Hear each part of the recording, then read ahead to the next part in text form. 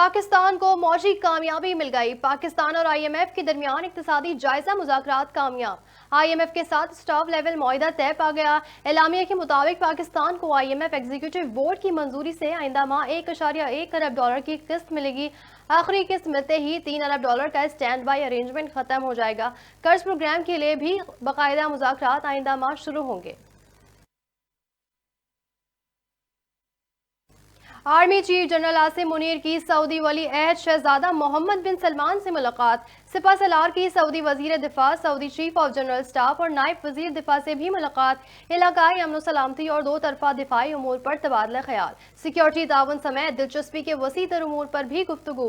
ISPR के मुताबिक शहजादा Mohammed bin Salman ने पाक सऊदी तारीखी बरदराना ताल्लुकात पर रोशनी डाली।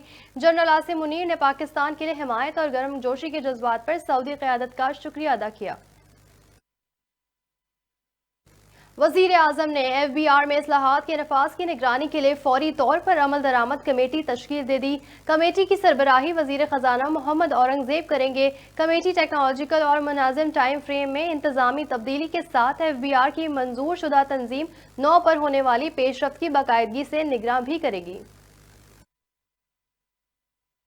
और अमरीकी नायब वजीर खारजा डोनाल्ड लू का कांग्रेस में पेशी से मुतालिक बयान सामने आ गया। कहा, इंतखाबात में मुदाखलत या धोखाधड़ी के दावों का छानबीन होनी चाहिए। इंतखाबात में जो कुछ हुआ और पाकिस्तान में जो हालात हैं इस पर फिक्रमंद है। डोनाल्ड लू ने कहा, मुकामी मॉनिटरिंग के इदारे ने बताया कि उन्हें आधे से ज्यादा हलकों की मॉनिटरिंग से रोका गया। अदालती हिदायत के बावजूद मुल्क भर में 8 फरवरी को इंटरनेट सर्विस बंद रखी गई।